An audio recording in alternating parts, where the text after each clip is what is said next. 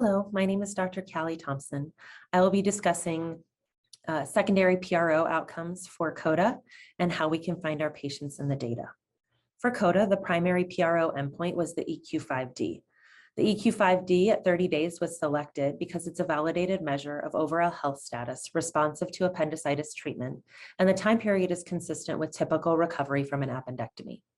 The EQ5D surveys questions in 5 dimensions related to mobility, self-care, usual activities, pain, discomfort, and anxiety, depression. The EQ5D has been found to be responsive, meaning it can capture changes in health status over time, which makes it appropriate for pre- and post-intervention evaluations. It has also been validated in multiple languages, including English and Spanish, which were used for CODA. To review, CODA was a non-inferiority trial. This means that we evaluated whether antibiotics were no worse than appendectomy for the treatment of appendicitis using the outcome of health status as measured by the EQ5D.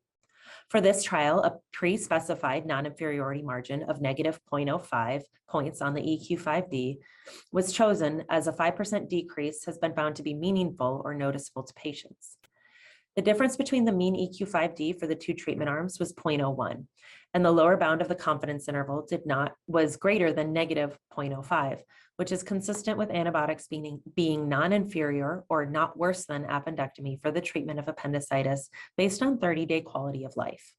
For this analysis, we chose 2 secondary PROs that spoke to feelings and 2 related to the functional outcomes of the treatment. Decisional regret was determined by asking a series of questions about the decision to follow through with the initial treatment, appendectomy or antibiotics, for appendicitis. The responses were summed to form a regret score, and we used a cutoff of greater than 50 to define high decisional regret. Dissatisfaction was defined as answering somewhat or very dissatisfied to the question, how satisfied are you with your treatment for appendicitis? Prolonged time away from work was defined as greater than 10 days or roughly 2 weeks for patients who were employed for pay. And problems with usual activities were defined using a question from the EQ5D related to usual activities. If participants answered they have some problems performing usual activities or they are unable to perform them, they were categorized as having problems. CODA is a pragmatic, non-blinded, non-inferiority randomized clinical trial designed to assess whether antibiotic treatment for appendicitis is as effective as surgery. The results have previously been presented at this meeting. The multi-center trial was conducted at 25 US centers. The trial also included a parallel observational cohort of 510 who declined randomization, chose their treatment, and were surveyed in the same manner as the RCT cohort. This analysis focused on the 4 PROs reported at 30 days, given that this time frame is standard for reporting surgical outcomes. When comparing outcomes between treatment arms, we used an intention to treat framework and focused on the antibiotic assigned versus the appendectomy assigned participants in the RCT. We then described the outcomes among the antibiotic assigned participants based on who did or did not undergo appendectomy within 30 days. Due to the negative outcomes being uncommon, we chose to pool the RCT and observational cohorts for our exploratory analysis of baseline characteristics associated with negative outcomes. Throughout, formal comparisons were made using odds ratios from univariate logistic regression, and confidence intervals around rates were calculated using a log binomial framework. So this is the RCT data. You can see both arms here in the black, they're solid black markers.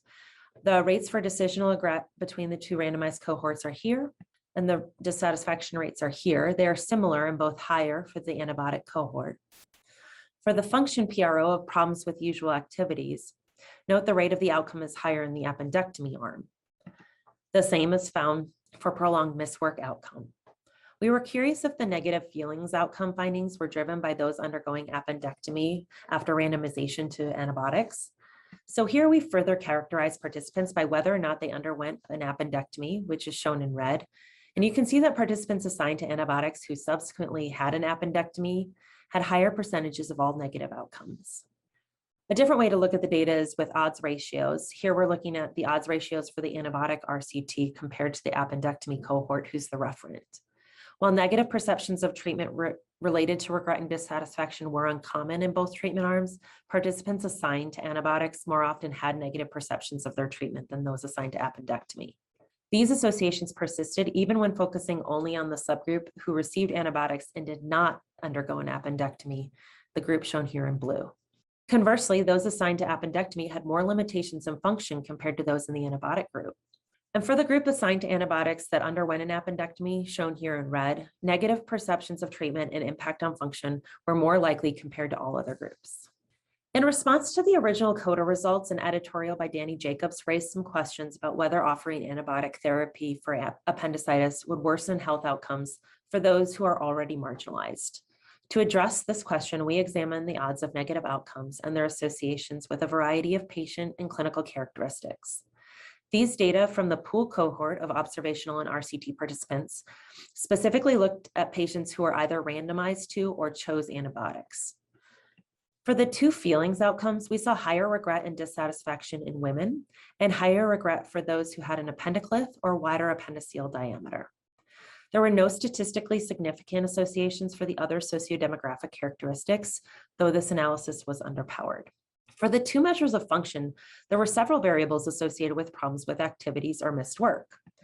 Clinical variables of appendiceal diameter and appendicolith were significant for both measures, while higher Alvarado scores were associated with prolonged missed work. Sociodemographic variables associated included age over 50 for both, and higher BMI for both, dependent on the range and limited by data points, and high school GED or less education, living below the poverty line or on government-funded health insurance, and Hispanic ethnicity for prolonged missed work. Regarding limitations, missing data were addressed using multiple imputation, which may have introduced bias.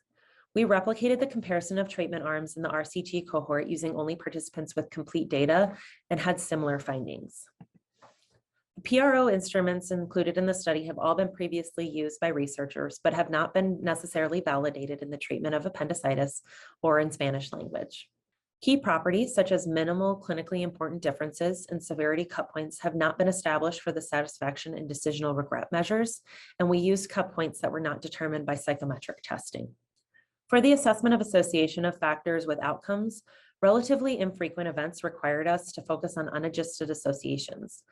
And for the same reasons, we didn't examine the impact of potentially important rare factors such as surgical complications. In the exploratory comparisons of outcomes between RCT and observational cohorts, confidence intervals were wide and crossed 1. And lastly, these results are exploratory. We did not correct for multiple testing, and they should be considered hypothesis generating. In conclusion, for both appendectomy and antibiotics, there were high levels of satisfaction and low levels of regret. And while uncommon, both were reported more often by those undergoing treatment with antibiotics. Most participants had a return of their ability to perform all usual activities by 30 days and missed less than 2 weeks of work. I started this talk with a comment on finding your patient in the data. When looking at these secondary PROs, it's clear that there may not be a single measure that would define success or failure for all patients. Personalized medicine to me doesn't just mean gene-based therapeutics. It means tailoring treatment recommendations and plans based on an individual patient's goals and values, which change over time. And with that, I will express my thanks to the CODA team, particularly the CODA Data Coordinating Center, Emily Bodel and Sarah Monsell, and my co-presenters, Drs. Flum, Davidson, and Cal. Thank you.